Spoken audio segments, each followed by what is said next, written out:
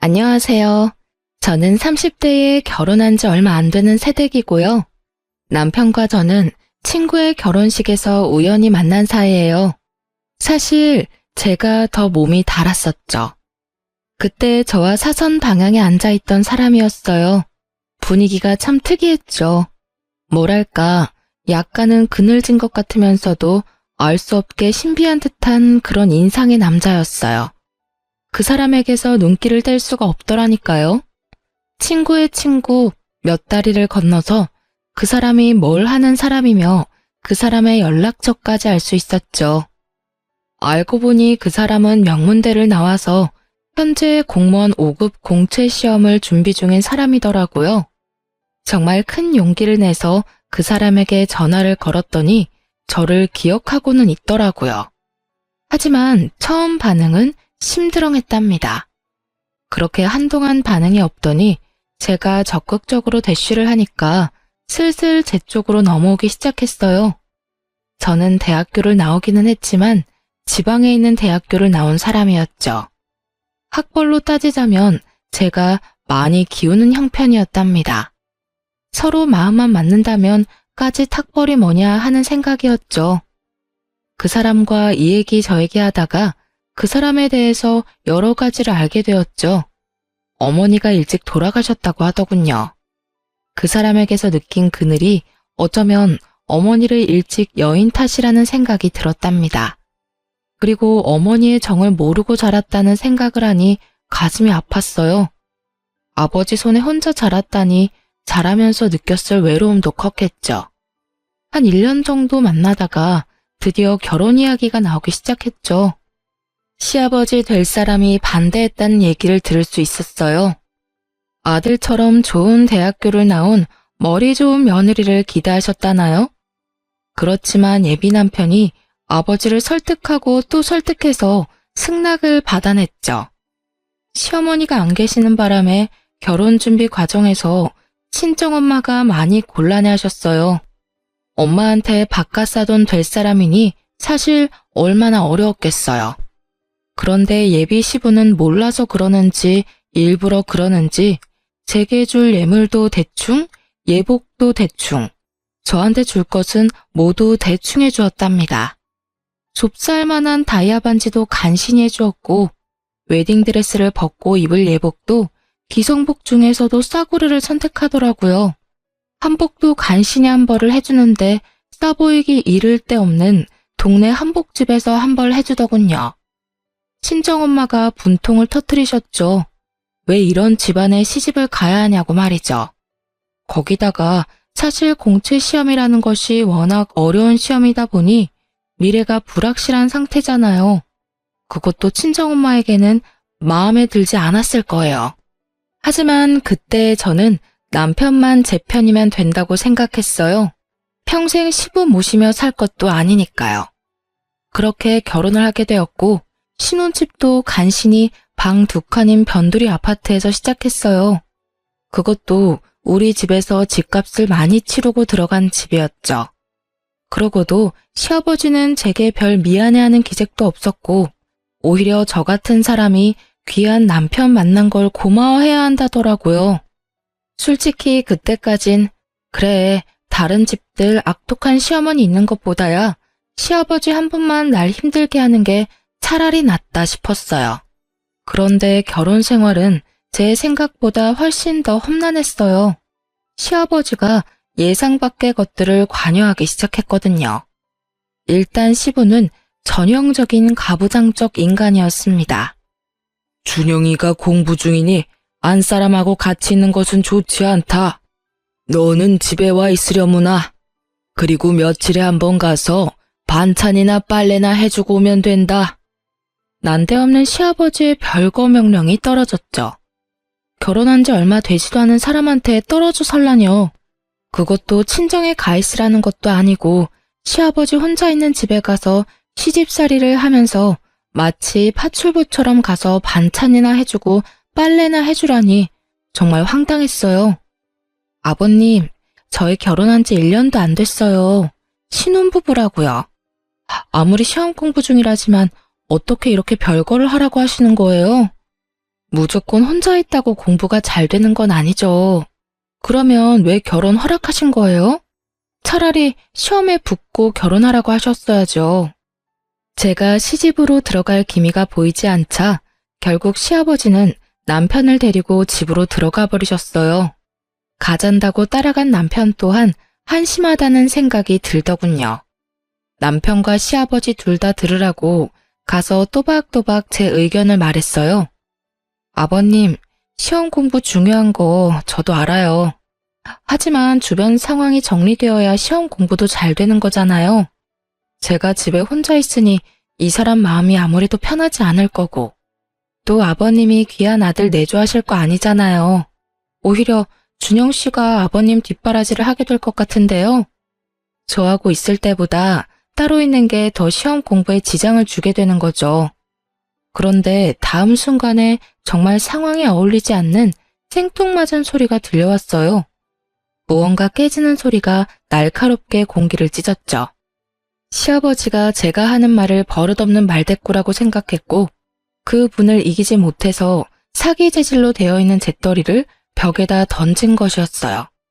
잿더리가 산산조각이 나서 사방에 흩어졌죠. 아버님, 저희가 기왕 결혼을 한 이상 아무리 부모님이라 해도 이러실 권리가 없으신 거예요. 그걸 왜 모르세요? 그리고 아버님, 사람을 향해서 던지지는 않으셨다고 해도 이건 엄연히 폭력이에요. 어떻게 맞이한 지 1년도 안 되는 며느리 앞에서 이런 충격적인 모습까지 보여주세요? 남편이 제 입을 막고 끌다시피 밖으로 데리고 나오더라고요. 내 말 틀린 거 하나도 없잖아. 그리고 준영 씨도 그래. 어떻게 새신랑이 오란다고 그렇게 홀딱 가버려? 집에 새 신부 혼자 놔두고 말이야. 귀를 막고 한번 물어봐. 세상 천지에 시아버지 집에 들어와 사는 며느리가 어딨어. 그것도 단 둘이. 당신은 이게 경우에 맞는 요구라고 생각해? 남편이 싹싹 빌다시피 제게 사정을 하더라고요. 아버지가 원래 가부장적인 분이야. 자라면서 아버지 뜻을 거역해 본 적이 없어.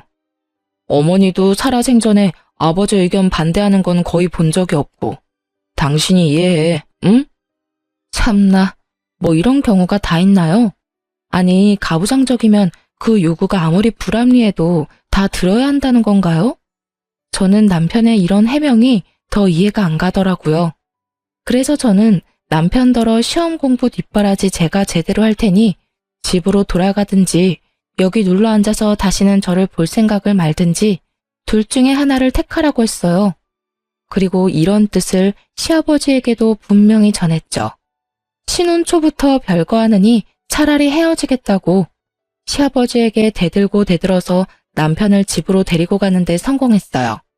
첫 번째 라운드는 제 승리로 끝난 것이었죠. 가면서 시아버지한테 본의 아니게 말대꾸를 하게 되어서 죄송하지만 이렇게 하는 것이 순리이니 아버님께서 이해해 주시길 바란다고 진심을 담아 말했어요. 시아버지가 아무 말도 못하더군요. 제 성격이 원래 이렇게 도리가 아니거나 좀 불이한 것을 보면 못 견디는 성격이거든요. 이런 제 성격과 시아버지의 가부장적인 성격이 충돌해서 시아버지와 저 사이에 대립은 자주 일어났죠. 거기다가 자식에 대한 긍지가 너무 지나친 사람이었어요. 저희 집에 자주 와서 둘러보고는 이건 이래라 저건 저래라 하는데 이건 뭐 시어머니보다 더하더라고요. 시아버지 시집살이가 더 맵다라는 말이 떠오를 수밖에 없었죠. 반찬이 이게 뭐냐? 네 남편이 무슨 소냐? 불밭이 따로 없구나. 이래가지고 체력이 필요한 시험 공부를 제대로 할 수나 있겠니? 우리 집 반찬까지 가지고 트집을 잡는 것이었죠. 사실 지금 상황에 제가 작은 회사에 다니면서 버는 돈으로만 두 식구가 살림을 하고 있는 중이었어요. 그다지 넉넉할 리가 없었죠. 돼지고기는 기름기도 많고 건강에 좋지 않다.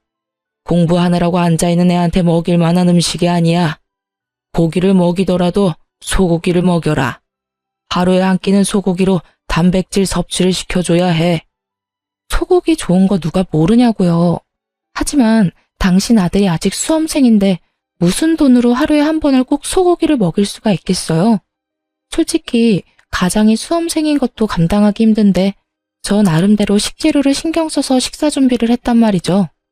수중에 있는 돈을 고려해서 건강한 식재료 찾는 게 어디 쉬운 일인가요? 그런 일에까지 참견하는 시아버지가 참 경우 없다 싶더군요. 이렇게 시아버지와 제가 사사건건 대립하던 중 드디어 남편이 시험에 합격했어요. 정말 눈물이 날 만큼 기뻤답니다. 시아버지도 뛸 듯이 기뻐했죠. 시아버지가 그렇게 기뻐하는 모습을 보니 같이 좋은 게 아니라 수험생 시절에도 그렇게 아들 하나 가지고 유세를 떨더니 이제는 더 심해지겠구나 싶은 생각이 자꾸 들어서 마냥 좋아할 수만은 없겠더라고요. 어쨌든 남편이 연수를 마치고 발령을 받아 꽤 많은 연봉을 받게 되었죠. 이제는 제가 버는 적은 돈을 가지고 이리저리 머리를 써서 쪼개 쓰지 않아도 된다는 생각을 하니 흐뭇했답니다. 친정엄마도 정말 좋아해 주셨어요. 그런데 기쁜 것도 잠시 또 시아버지가 제 화를 돋우는 요구를 하더라고요. 네 남편의 오늘날이 있기까지는 내가 키우면서 제대로 교육을 시켰기 때문이야. 그러니 네 남편이 버는 돈은 모두 나한테 보내라. 내가 알아서 적금도 부어주고 내 생활비도 쓰고 할 테니 말이다. 네 남편이 번 돈은 내가 관리하겠다는 말이다. 알아들었겠지? 아니, 마누라가 시퍼렇게 눈을 뜨고 살아있는데 왜 시아버지가 남편의 월급을 관리한단 말인가요? 아버님, 그러면 이 사람이 시험에 합격해서 돈을 많이 버는데도 여전히 제가 이 사람 먹여 살려야 한다는 말이에요? 저 그동안 할 만큼 했어요. 당연히 결혼을 했으면 자기 가정은 자기 힘으로 꾸려나가야죠. 이제 충분히 그럴 능력도 되고요. 너 같은 처지에 네 남편 같은 사람을 만났으면 그걸로 고마운 것을 알아야지. 같이 살아주는 것만 해도 고마운 일이란 말이다. 그거 말고 뭘 더 네 남편한테 바라는 거냐? 평생을 키운 나하고 이제 겨우 2년 남짓 뒷바라지한 너하고 설마 비교를 하겠다는 것은 아니겠지? 정말 할 말을 잃겠더라고요. 듣는데 혈압이 오르는 건 둘째치고 세상에 이런 부모님도 다 있구나 싶었어요. 궤변도 이런 궤변이 없겠더라고요. 아버님, 제가 2년밖에 뒷바라지 하지 않았지만 이 사람과 저는 함께 새 가정을 꾸렸어요. 죄송하지만 아버님은 저희를 응원해 주셔야죠. 이 가정에 아버님이 여전히 속해 있다는 생각은 버리셔야죠. 안 그런가요? 또 불같이 화를 내더라고요. 뭔가 손에 잡히면 또 집어던질 기세였어요. 제가 고분고분 말을 듣지 않으니까 아들과 직접 이야기하겠다고 하는 거였죠. 결론이 나지 않는 시아버지와 저의 대립. 정말 생각하면 생각할수록 골치가 지끈거리더라고요. 오죽하면 온라인 게시판에 글을 다 썼다니까요. 시아버지 시집살이 혹시 경험하신 분 계시나요? 시아버지가 남편을 평생 교육시켰으니 벌어오는 돈은 다 시아버지한테 가지고 오라는데 이게 말이 되는 건가요? 게시판에 댓글이 주르르 달렸어요. 당연히 다 말이 안 된다는 거였죠. 다만 특별히 하는 일이 없다면 생활비는 드릴 수 있겠지만 결혼한 아들의 수입 관리를 아버지가 다 한다는 것에는 모두들 기가 막혀 하더라고요. 이런 굵직굵직한 싸움거리뿐만 아니라 제 신경을 긁는 사소한 요구도 많았죠. 일주일에 2번은 집에 와서 저녁을 차려라. 언제 친구들이 집에 오기로 했으니 와서 술상을 차려라. 그것도 하루 이틀 시간도 주지 않고 직전에 연락해서는 제게 명령조로 말하더라고요. 남편과 또 말싸움이 벌어지고 말았죠. 아버님 혼자 계시고 큰 수입이 있는 것도 아니니까 생활비는 드릴 수 있지. 그치만 당신 월급 전부를 관리하겠다는 건 절대 안 되는 말이지. 내가 걱정돼서 미리 말하는 거지만 몰래 몽땅 아버지한테 갖다 드리기만 해봐. 진짜 가만 못 있으니까. 제발 날 이상한 사람으로 만들지 말고 당신도 제대로 된 의견을 좀 보여봐. 아버님도 당신이 가만히 있으니까 더 당당하게 요구하잖아. 결국 친정엄마한테까지 얘기를 했죠. 친정엄마가 남편한테 따로 전화를 했고 제 입장과 같은 말을 하셨어요. 처가에서까지 이런 식으로 나오다 보니 남편도 아버지 의견을 반영해 생활비를 좀 많이 챙겨드리는 걸로 결정했죠. 저 역시 남편이 꽤 돈을 받아오는데 혼자 있는 시아버지가 남루하게 사는 것을 바라지 않았어요. 충분히 쓸만한 돈을 드렸고요. 그런데 돈을 받을 때마다 굳이 전화를 걸어서 제게 불만을 토로하더라고요. 꼴랑 200만 원 줘놓고 내 입에 풀칠은 하겠어? 내가 이런 대우 받으려고 정성껏 키운 줄 아니? 그 아이 그렇게 좋은 대학에 입학할 수 있었던 것도 결국은 내 덕 아니냐? 그리고 그 학과도 내가 선택하게 했었다. 그 사이 교육비는 또 얼마나 들었겠니? 나 네 남편 교육비 대느라고 빚도 있는 사람이다. 월급 받아서 내가 다 쓰겠다는 것도 아니고 너희들 위해서 적금도 부어주겠다는 것 아니냐? 그렇게 따지면 세상 자식들이 모두 결혼해서도 버는 돈 다 자기 집에 갖다 주어야 해요, 아버님. 자식 키우면서 교육비 안 드리는 부모도 있어요? 그건 당연 부모들이 다 하는 일이죠. 저도 아이 낳으면 그렇게 할 거고요. 그런데 왜 아버님만 하신 것처럼 말씀하세요? 키움값 받으시는 건 알겠는데 그러니 넉넉하게 챙겨드리잖아요. 볼 때마다 시아버지 얼굴에 불만이 다닥다닥 붙어 있었어요. 그래도 생활비 많이 주니 넘어간 줄 알았는데 제 착각이었던 거죠. 내 친구들을 보니까 요즘 내 나이대에 많이 타는 튼튼한 차를 굴리고 있더구나. 나는 지금까지 차도 없이 지내왔다. 그런데 내 아들이 이제 나 차 사줄 돈은 충분히 버니까 차 한 대는 내 명의로 만들어 놔라. 이것까지 설마 안 된다는 말은 안 하겠지? 사실 우리 집에도 차가 있기는 했어요. 제가 결혼 전부터 타는 차였어요. 그걸 좀 바꿔야겠다는 생각을 하고 있던 중이었답니다. 이미 하던 일에서 퇴임을 하시고 왔다 갔다 하는 범위가 정해져 있는 시아버지한테 그런 좋은 차가 왜 필요한지 모르겠더군요. 사실 우리 차를 바꿔서 저는 이제 그만 타고 남편이 끌고 다니게 하려고 했었거든요. 시아버지한테 이런 뜻을 전했죠. 그랬더니 뭐라는 줄 아세요? 생활비도 많이 안 주는데 자기 차는 꼭 새 걸로 사달라며 우리가 사려고 했던 새 차에 대한 할부값은 꼭 제 월급에서만 해결하라고 강조하더라고요. 남편에게 혹시나 시아버지 차 사는 일에 단 한 푼이라도 더 갖다가는 이번에는 정말 이혼이라고 으름장을 놓고 말았네요.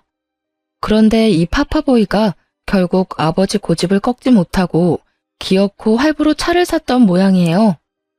그것도 저한테 숨기고 있다가 남편의 카드 명세서를 보고 알게 되었답니다. 제가 이미 예고한 대로 짐을 싸서 친정으로 가버렸어요. 남편이 예상보다 늦게 친정으로 찾아왔더라고요. 거의 보름이나 지난 다음에 저를 데리러 왔죠. 부모님은 그런 남편을 보고 혀를 끌끌 차며 말하셨죠. 직업이 좋을지 모르나 이리 보나 저리 보나 참 마음에 안 드는 사위라고 말이죠. 결국 시부차는 저질러 놨으니 저희 차를 미루기로 했네요. 남편이 자신은 굳이 차가 필요하지 않다고 알아서 뒤로 빠졌어요. 시아버지와 저의 싸움을 좀 줄여보자는 생각에서였겠죠. 그래서 제가 타던 차는 같이 타기로 마무리됐고 좀 더 바쁜 일이 있는 사람이 차를 먼저 쓰기로 한 거였어요. 그런데 시아버지의 요구는 그것으로 끝나지 않았어요. 집안의 도배를 모두 새로 해야겠으니 그 비용을 대고 와서 일하는 사람들 감독을 하라고 하기도 했고요. 언제는 또 친척 중 누구 결혼식에 가는데 그때 입을 명품 로고가 붙은 양복을 꼭 마련해내라고 하기도 했어요. 이건 무슨 명품 핸드백 사달라는 시어머니하고 다를 바가 없더군요. 견디다 못한 제가 몇 번 더 친정으로 가버리기도 했고요. 그럴 때마다 남편이 와서 빌어서 간신히 저를 데리고 가곤 했죠. 아무튼 그렇게 시아버지는 제 생활 최대의 스트레스였답니다. 결혼 전에는 시어머니가 안 계시다기에 시집살이에 대한 스트레스는 없을 것이라고 생각했었어요. 며느리 사랑은 시아버지라고 하잖아요. 우리 집에서 그런 말은 절대 해당 사항이 없었죠. 그러던 어느 날 제 퇴근길이었답니다. 그날은 거래처에 여기저기 다닐 일이 있어서 제가 차를 가지고 나온 날이었어요. 집으로 돌아가는데 옆에 아주 익숙한 차가 한 대 서 있더라고요. 바로 시아버지 차였어요. 제 스트레스의 주범인 시아버지였지만 길거리에서 우연히 보니 어쨌든 가족이라고 반갑기는 하더라고요. 그래서 차창을 내리고 아는 척을 하려고 하는 순간 조수석에 타고 있는 사람을 보게 되었답니다. 제 또래 정도밖에 안 되는 젊은 여자였어요. 시아버지가 운전을 하면서도 하도 다정하게 얘기 중이었기에 저는 도로 차창을 올리고 말았죠. 하지만 궁금하기는 하더라고요. 시아버지는 그 여자와 뭔가 긴히 이야기를 하는 것 같았고, 그래서 슬쩍 따라가기가 쉬웠어요. 차가 시내를 관통해서 미사리 쪽으로 가더니 한 분위기 있어 보이는 카페로 들어가더군요. 저도 최대한 먼 곳에 차를 대고는 몰래 따라 들어가 보았어요. 들킬까봐 테이블에 앉지는 못하고 문 밖에서 두 사람을 지켜보았죠. 이야기가 정말 긴한 이야기인지 제가 여러 번 빼꼼히 카페 문을 열고 들여다보는데도 얘기하는 것에 여념이 없더라고요. 얼굴이 꽤 예쁜 편인 여자였어요. 지적인 분위기가 철철 흐르는 여자여서 둘이 어떤 관계일까 너무 궁금하더라고요. 아버님 말야, 혹시 너무 외로우신 건 아닐까? 나 오늘 길거리에서 아버님 차에 젊은 여자가 같이 탄 거 봤어. 미사리까지 가시던데. 얘기도 아주 긴한 얘기인 것 같았고, 내가 보기엔 보통 사이가 아닌 것 같았다니까. 남편이 픽 웃더군요. 그러더니 갑자기 그 여자가 어떻게 생겼는지 대략 이야기를 해보라는 것이었죠. 제가 얘기를 하고 나니 남편이 갑자기 더 크게 웃더라고요. 아, 누군지 내가 알 것 같다. 걔는 아버지 사촌 형제 딸이야. 나랑은 그러니까 육촌간이 되는 여동생이지. 미국에 있다가 최근에 귀국했어. 바로 구해구만 뭐. 그런데 요즘 세상에 당숙하고 당질이 뭐 그렇게 가까운 사이야? 그렇게 긴히 나눌 말이 뭐가 있어. 아무튼 여자의 정체가 제가 생각하던 그런 것은 아닌 모양이었어요. 그런데 그 여자는 그 이후에도 시아버지 옆에서 자주 눈에 띄게 보이더라고요. 심지어 시집에서 그 여자를 본 적도 있었죠. 요즘 세상에 당숙과 당질이 뭘 그렇게 자주 만날 일이 있냐고 남편에게 다시 물었어요. 아, 그건 걔가 한국에 들어와서 사업 하나를 구상하고 있나 봐. 커피 전문점을 하나 열고 싶어 한대. 그런데 아버지는 이미 돌아가셨고 사실 의논할 사람이 우리 아버지밖에 없나 봐. 아버지가 젊은 시절에 걔네 아버지 되는 당숙한테 신세진 적도 있었고 최근에 귀국해서 한국 물정을 잘 모르기도 해서 도와줘야 되거든. 뭐 그런 사정이라니 그런가 보다 했어요.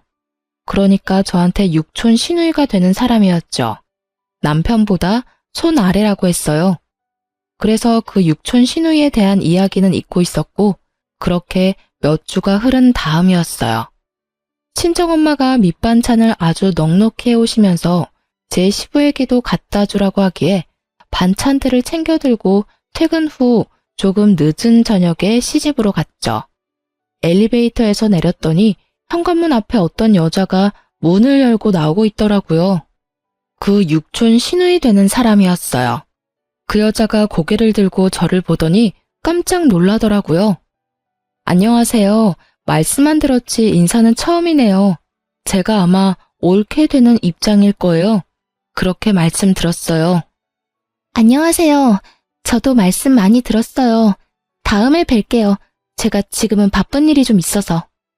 뭐 그리 놀랄 일이 있었던지 어딜 빨리 가봐야 한다며 도망치듯 그 자리를 벗어나더라고요. 그런데 너무 서둘다 보니 핸드백이 도어락 손잡이에 걸리면서 바닥에 뭔가가 떨어지더군요. 집어들고 보니 가방 장식품이었어요. 비싸 보이는 물건이라 꼭 전해줘야겠다고 생각하고 아래층으로 따라 내려갔죠. 찰나의 순간이라 아직 멀리 못 갔을 거라 생각했는데 쉽게 보이지 않더라고요. 두리번거리다가 다른 동까지 와버렸고 마침 어떤 여자 통화 소리가 들리는데 그 여자 같더라고요. 나 정말 깜짝 놀랐어. 갑자기 문 앞에 서 있더라니까. 언제까지 기다려야 하는데 아버님한테 무슨 대책이 있으신 건데 그 여자랑은 정말 언제 헤어질 거야? 이 말만은 정확히 들을 수 있었죠. 하지만 지나가는 자동차 소리에 더 자세한 말은 들을 수 없었어요. 속으로 이 시누이도 애정관계가 복잡하구나 생각했답니다. 목소리가 들리는 방향으로 찾아갔죠. 아가씨, 여기 뭐 하나 떨어뜨리고 가셔서. 그야말로 유령이라도 본 듯 기겁을 하며 도망을 가더라고요. 정말 빠른 속도로 그곳을 벗어나는 거 있죠? 남편이 퇴근한 후 이 이야기를 하면서 집까지 드나드는 이유가 뭐냐 물었죠. 그랬더니 남편이 말하기를 그 사업 관리를 아버지에게 맡길 수도 있다는 것이었어요. 커피 전문점이라면 젊은 사람들의 감각이 필요한 일이었기에 좀 의외라는 생각이 들긴 했지만 그거야 뭐 본인들이 알아서 할 일이니까요. 그즘 남편은 일이 많은지 귀가가 늦는 날이 많았어요. 공무원의 좋은 점 하나가 칼퇴인데 남편은 신입이라 아직은 그러지 못하다는 것이었죠. 남편이 힘들겠다 싶었어요. 친정엄마가 그 말을 듣고 정말 등급이 좋은 사고를 사서 올려보내셨어요. 이번에도 역시 넉넉하게 보내주셨기에 시아버지 몫까지 준비했죠. 그리고 거의 밤을 새고 사고를 고았어요. 덕분에 다음날 출근해서 신나게 졸았답니다. 시아버지가 먹을 것을 따로 담아서 차에 싣고 시집을 향해 갔죠. 시집에 도착해보니 좀 의외의 상황이 눈앞에 벌어져 있더군요. 우선 신입이라 일에 바쁘다던 남편이 그날만은 칼퇴를 했는지 시집에 와 있더라고요. 그런데 시아버지와 함께 그 육촌 시누이도 같이 있더라고요. 요즘 들어 늘 귀가가 늦었던 남편이었기에 조금 이상하다 싶긴 했죠. 그리고 또 좀 이상한 것이 제가 들어가니 그동안 무슨 이야기를 하고 있었던지 입을 다물면서 분위기가 싸해지는 것이었어요. 할 얘기를 해봤자 시누이가 벌인다는 사업 이야기밖에 없었을 텐데 그 이야기가 저 있는 곳에서는 못할 이야기인가 싶더라고요. 하긴 우리 시아버지가 저를 무시하는 거야 뭐 잘 알고 있긴 하지만요. 저 같은 사람이 남편과 살고 있다는 것 자체를 고마워해야 한다는 사람이잖아요. 그러니 뭐 사업 이야기 같은 얘기를 제 앞에서 굳이 하고 싶지 않을 수도 있었겠죠. 하지만 어쨌든 이런 분위기가 마음에 걸리긴 했어요. 직감적으로 뭔가 이상한 것은 틀림없었죠. 남편과 함께 집으로 돌아왔지만 제 마음이 계속 찜찜했어요. 남편이 샤워를 하고 피곤하다며 먼저 잠에 떨어지고 나서 침대 옆 협탁 위에 있는 남편 핸드폰이 눈에 띄었죠. 패턴이 걸려있더군요. 하지만 남편은 제가 아는 한 일과 아버지밖에 모르는 단순한 사람이었죠. 슬쩍 멀리서 보았던 패턴을 비슷하게 따라해보니 금방 풀리더라고요. 시아버지와 주고받은 문자가 우선 보이더군요. 어떤 방법으로 일을 처리하시려고 그러시는데요? 어떻게든 이 애비가 알아서 할 테니 기다려라. 이런 내용밖에 별다른 내용은 없었어요. 하지만 처리한다는 그 일이 어떤 일인지 궁금하긴 하더라고요. 그리고 패턴이 열린 김에 남편의 핸드폰을 구석구석 살펴보았죠. 그러다가 앨범에서 그 시누이와 남편이 찍은 사진을 발견하게 되었어요. 좀 상식적이지는 않더라고요. 요즘 세상 사촌 간에도 특별한 경우가 아니면 그다지 교류가 없는 판국에 육촌남매가 같이 사진 찍을 일이 뭐가 있나 싶더라니까요. 셀카는 아니고 누가 찍어준 듯 한 방향을 바라보고 같이 웃고 있는 사진이었어요. 그런데 그 순간 갑자기 제 머리를 치고 지나가는 기억 하나가 있었죠. 그때 그 시누이의 통화 내용 말이에요. 특히 그 갑자기 문 앞에 서 있더라니까 라는 대목에서 갑자기 문 앞에 서 있던 사람은 저밖에 없었거든요. 그렇다면 절 보고 그렇게 놀랐다는 말인데 저는 그 집 며느리 되는 사람이잖아요. 전혀 놀랄 이유가 없는데 뭔가 제게 숨기는 게 있다는 거 아니겠어요? 곰곰이 생각하던 중 한 가지 계획을 세우고 시집을 방문했어요. 하지만 세 사람이 같이 있는 경우가 드물더라고요. 남편도 제 시간에 퇴근하기 시작했죠. 제 계획을 실행하는데 한 달이 넘게 걸렸어요. 저는 일부러라도 시집을 자주 방문했어요. 결국은 기회가 오더라고요. 예고 없이 찾아가 보니 마침 세 사람이 또 같이 있는 날이었어요. 이번에도 그 묘한 싸한 분위기를 느낄 수 있었고요. 저는 일부러 이것저것 싸간 음식을 늘어놓으며 분위기를 유쾌하게 하려고 했죠. 그런데 그 분위기가 여관에서 자연스러워지지 않더군요. 제가 가지고 간 음식을 다 먹은 두 남자가 담배를 피우겠다고 베란다로 나갔죠. 아가씨, 한식집 차리신다면서요? 한식집은 일할 사람도 많이 필요하고 아무래도 아버님같이 연세 좀 있으신 분이 관리해 주셔야 할 거예요. 그나저나 여러 가지로 바쁘시겠어요. 남편이 분명 커피 전문점이라고 말했지만 일부러 넘겨짚어 물어본 것인데 역시나 걸려들었어요.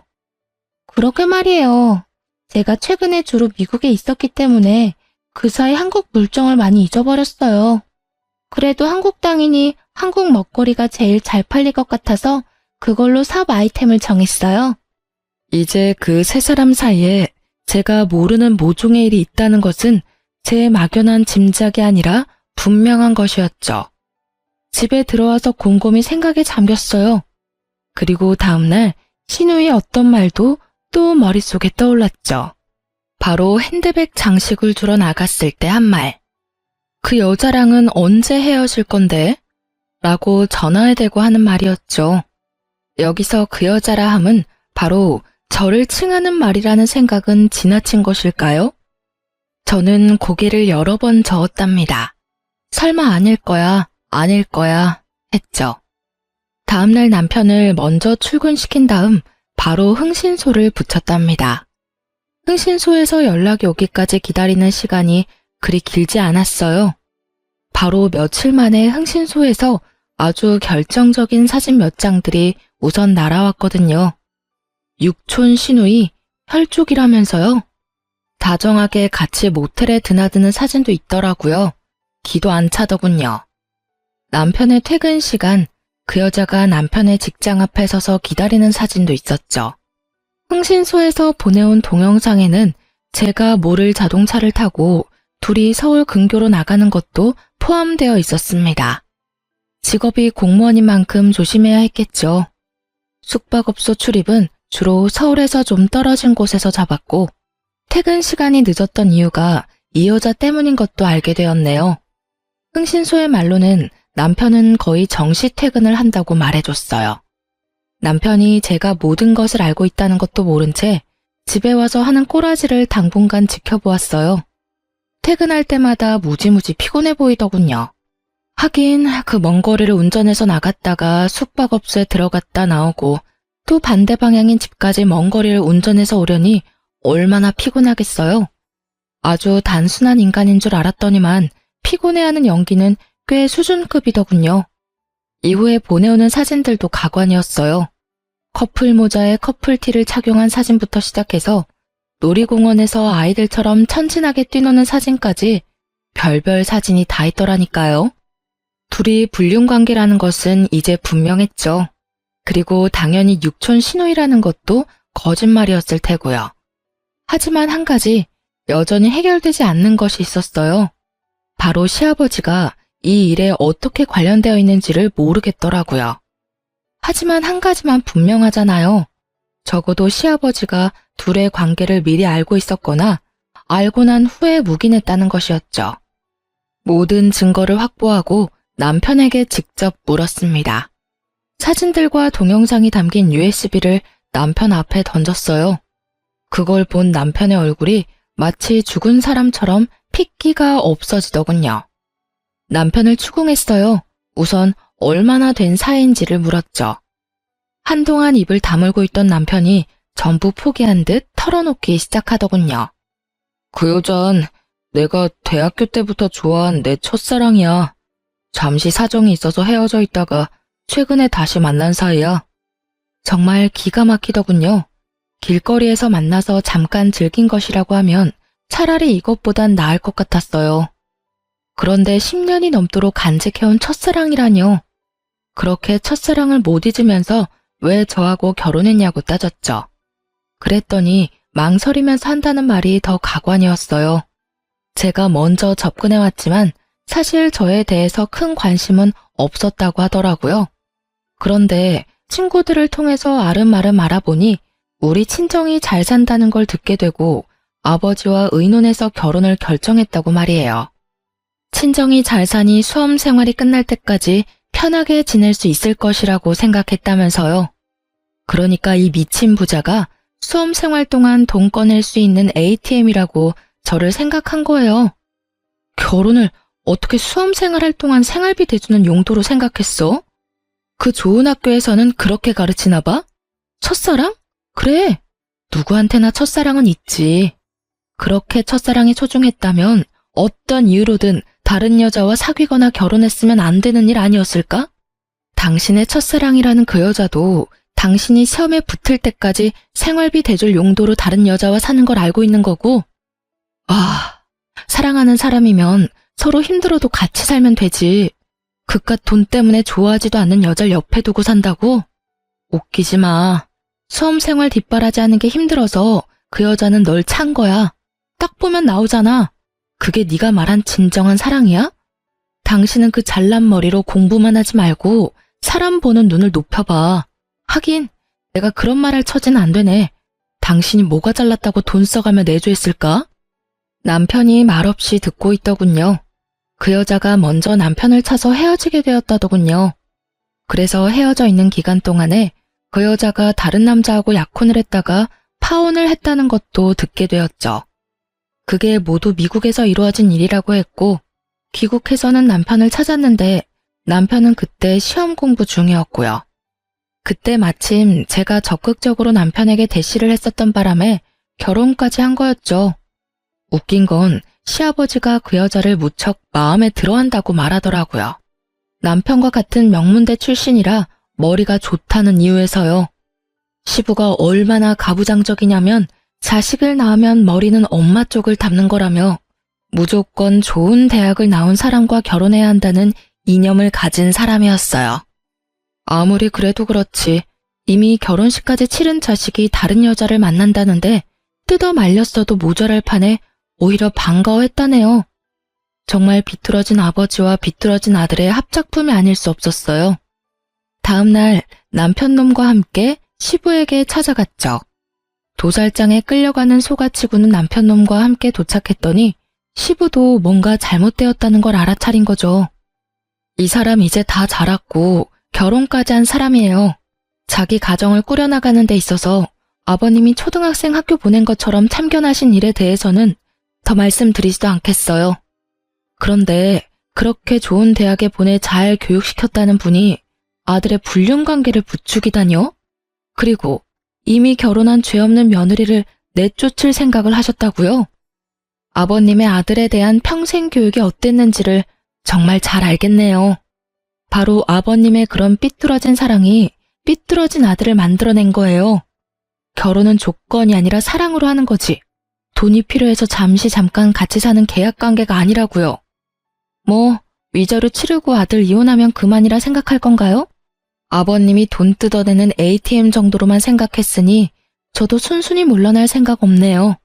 뜯어간 만큼 도로 채워 넣으셔야죠. 아시죠? 저는 남편 수험 생활을 마칠 때까지 가정에 헌신했고 남편은 뒷바라지해준 조광지처 배신하고 더러운 불륜이란 걸 저지른 불륜남일 뿐인 거. 물론 아버지로서 아들 불륜 눈 감아준 것도 법적으로 크게 작용할 거예요. 다들 그만한 대가는 치르셔야죠.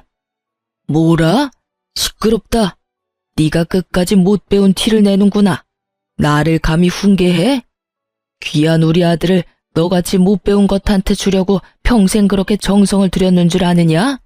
거기다가 계집애가 남자에게 정신이 팔려 부끄러운 것도 모르고 먼저 뒷공문이 쫓아다니던 네가 내 마음에 들었을 줄 아느냐? 거기다가 생각한 만큼 돈도 안 쓰는 구두쇠 집안이더구나. 잘 산다기에 수험생활할 동안 퍼줄 줄 알았지.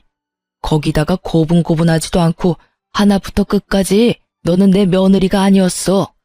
못 배웠다고 계속 무시하시는데 그쪽이야말로 하나는 알고 둘은 모르나 보죠? 세상 사람들은 뭐라 생각하겠어요? 법적으로 사기 결혼에 해당하는 행위를 오로지 돈 때문에 밀어붙였으면 그건 부모가 자식 이용했다고밖에 생각 못하죠. 그리고 귀한 아드님 공무원 만들 생각은 하고 한순간에 인생 망할 줄은 상상도 못했나 보죠? 이 사람 직장? 공직이죠. 그래서 더 알려야 한다고 생각해요. 이 사람은 공직을 수행해서는 안 되는 사람이죠. 제가 책임지고 끌어내려 줄게요. 사기 결혼과 불륜을 행한 공직자. 사람들이 얼마나 분노하겠어요? 조금 전까지 당당하던 시아버지가 싹싹 빌기 시작하더군요. 자신이 잠깐 정신이 나갔었다는 둥, 여러 가지로 저를 힘들게 했겠다는 둥, 이제 와서 일을 손바닥 뒤집듯이 없는 일로 만들려고 하는 것이었죠. 두 부자가 싹싹 빌다시피 하지만 저는 봐줄 생각이 없어요. 증거를 다 갖추어 투서를 했죠. 증거는 모두 갖추어져 있으므로 전 남편은 파면 내지 중징계가 불가피해 보였죠. 그리고 저번 온라인 게시판에 올렸던 글에 제 근황을 달았고 저를 걱정해주던 사람들이 전부 함께 그 부자를 손가락질하기 시작했죠. 저는 위자료를 듬뿍 받아내고 이혼했어요. 결혼 기간이 짧아 재산 분할 같은 건 할 게 없었지만 제가 가정에 충실히 기여한 점을 내세워 위자료를 최대한 받고 끝냈죠. 하지만 그 돈으로 제가 겪은 상처들의 큰 위로가 되진 않더라고요. 물론 상간녀에게도 소송으로 승소의 위자료를 받긴 받았는데 끝까지 진심이 담긴 사과를 듣진 못했거든요. 제 이야기를 들은 여러분이 조금 답답하셨을지도 모르겠네요. 남편을 너무 좋아했던 게 죄였나 싶기도 하고 큰 상처를 남기고 간 결혼이라 스스로 자책도 많이 했는데요. 하지만 사기친 놈이 잘못한 거지 사기 당한 사람이 잘못한 건 아니잖아요. 그리고 세상에 이런저런 부모 많다지만 이런 식으로 팔자 한번 펴보려고 자식 장사하는 부모를 처음 겪어봐서인지 솔직히 이제 결혼이란 게 너무 두렵네요. 제대로 된 집안에 시집 가려는 게 그렇게 큰 욕심인가 싶네요. 지금까지 제 결혼 생활에 대해 말씀드렸어요. 짧게나마 많은 위로와 응원 부탁드립니다. 감사합니다.